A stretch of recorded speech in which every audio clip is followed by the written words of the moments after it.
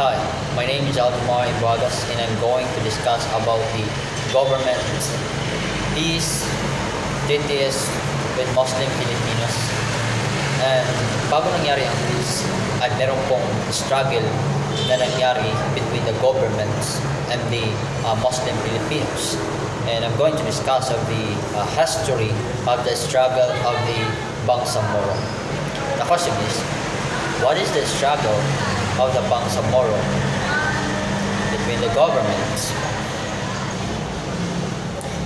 The struggle of the Bangsamoro is rooted in the historical injustice done to their identity and their people.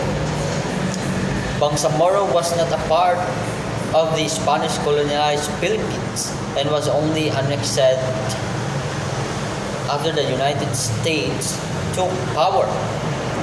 Philippines history does not typically recognize its originally independence and makes the reference to this recent annexation in the official history taught in school. The Bangsamoro Muslims identity is also ignored in favor of promoting a dominant narrative of the Philippines as the only Catholic nation in Asia. And that is one of the struggle of the Bangsamoro between the governments of the history of the Bangsamoro because of the identity. And the second struggle is, and bakit walang peace sa panahon noon, na bakit nagkaroon ng gera between the governments and the mga Bangsamoro sa panahon yun. Kasi noon yun ayun talaga sa history na ang lupang Mindanao, no, o ang Mindanao ay sakop talaga ng mga Muslim. But ang nangyari, dahil lupa ito ng mga Muslims dito sa Mindanao, ay ang government ay nagawa ng isang papers na ang kinin ang lupa ng mga Muslims dito sa Mindanao. Kaya nga yun ang nangyari, akala ng mga Muslim na ang lupa ay may pa sa kanila, no? Bibigyan sila ng isang papers na isang evidence na sa kanila talaga ang lupa, pero ang nangyari ay ang lupa ay inangkin ng isang government o ng isang gobyerno para makontrol niya ang mga tao katulad ng mga Muslim dito sa Pilipinas, sa Mindanao. Kaya yung nangyari ay nagtatag ng isang gera, kaya nagkaroon ng struggle, nagkaroon ng war between the governments and the Muslims kasi dahil sa lupa. And yun nga, maraming mga namatay, mahigit 10,000 people ang nabiktima na namatay sa panahon na iyon because of the struggle between the governments, dahil gusto na makamit ng mga Muslim ang isang peace. Gusto nila mangyari ang peace, but hindi nangyari. In October 7, 2012, President Benigno Aquino III, on the framework agreement with the Moorish Islamic Liberation Front, or MILF, now, this agreement creates new political identity and it deserves a name that symbolizes and honors the struggle of our forebears and Mindanao, and celebrate the history and characteristics of the part of our nation. The name will be Bangsamoro, no? According to nang nag-speech na si Benigno III sa mga Muslims na deserve nila na ang agreement na magkaroon ng isang peace according kay Benigno Aquino. Kaya yun, diniklara ni Benigno III ng isang agreement na maging deserve nila ang peace, and kaya nga the name will be Bangsamoro. Tatawagin sila Bangsamoro. Ito yung mga tao Muslim na dito sa Mindanao.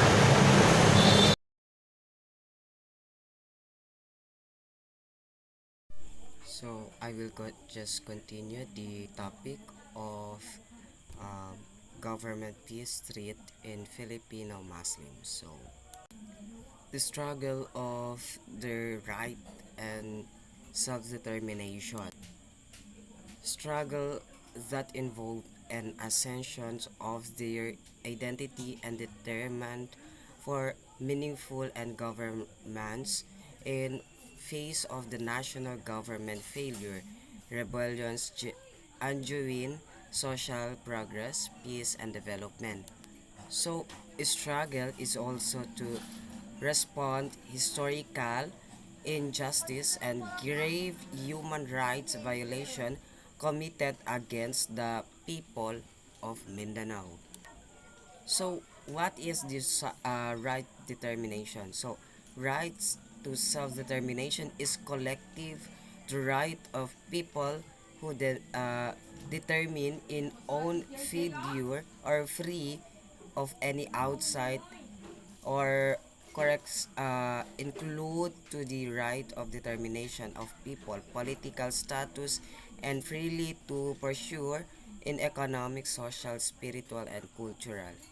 So the threat of government to the Filipino Muslim is not balanced or sinasabi natin na hindi balanse dahil ito ay kumbaga ba yung Filipino Muslim is they don't have the power of speak of, kumbaga wala silang kapangyarihan na ipamulat or ibigay na development or kahit na sumali sa mga sa mga political or development sa kanilang mga lugar. So I will continue the Duterte signed by the Bangsamoro Organic Law or BOL. On July 27, 2018, President Rodrigo Roa Duterte signed Republic Act number 11054 or the Bangsamoro Organic Law. After received the enrolled bill from Congress on Wednesday night. So Duterte, the first Mindanao president, signed the organic law for the Bangsamoro Autonomous Region in Muslim Mindanao. The three after the third State of the Nation address. So the hallmark piece of legislation is one of his campaign promise to address and centured old clamor and the Moro people for self-governments and their essential land in Mindanao. So the BOL or the Bangsamoro Organic Law is based on the corresponding agreement on the CAB or the say the correspondent agreement of Bangsamoro. So a peace deal and signed between the government and the Moro Islamic Liberation Front or MILF in 2014 under the Aquino government. So Buagas he explained about the Aquino administration. So the MILF under the Aquino administration who signed the peace agreement. So MILF. So the law will be strengthen the current autonomous setup so of the region, giving the new Bangsamoro government or more control to over resource the political power.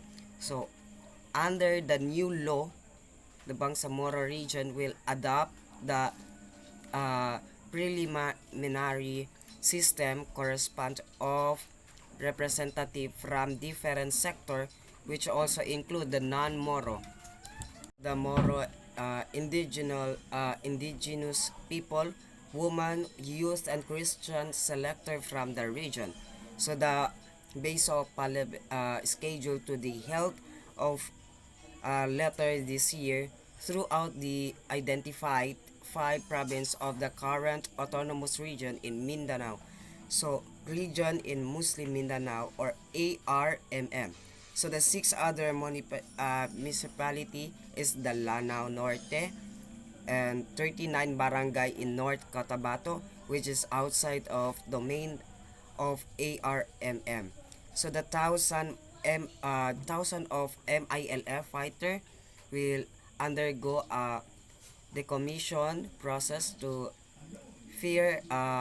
firms will be head over the international third party, while MILF will come with the transform into peace and under government. So community, so the leadership of MILF, head by early command, the Duterte administration fulfilled the promise of bring peace in Mindanao. So peace in uh, negotiation of between the government and MILF commenced in 1997, a year after the government signed a peace deal with the Moro National Liberation Front in September 1996. So the talk with the MILF, so the formally opened in October 1990 in Sultan Kudarat in Maguindanao. So the talk, however, the bongage down in 2000 when President Joseph Estrada declared all-out war against the MILF in 2008. So the under administration of the President Gloria Macapagal Arroyo, the Memorandum of Agreement is essential domain was scheduled to be signed by the government and MILF. So the Supreme Court, however, issued the temporary resisting order against it. This led to major arms to conflict in the part of Mindanao, which is display hundreds of thousands of individual. So the major breakthrough in achieved in October 15, 2012, both parties signed the framework or the agreement of Bangsamoro. So frame agreement of the Bangsamoro or FAB. The FAB outside of the general figure or the political statement between the government and MILF. So the FAB led is signed to the CAB. However, the first version of the Bangsamoro Basic Law or BBL in 2016 failed in pass the legislative mill over the over law public support. So Duterte administration continue to process by the creating more exclusive Bangsamoro Tradition Commission or BTC that will be red thrift of BBL. So President Duterte signed Executive Order number 8 increase the member of BTC from 15 to 21, include the representative of the MALF or MNLF and the other stakeholder on November 2016. So in July 17, the BTC turned over the President Duterte newly drafted the BBL exactly the year later, and state will the House of the Representative will be new version and approve it following week or long marathon hearing.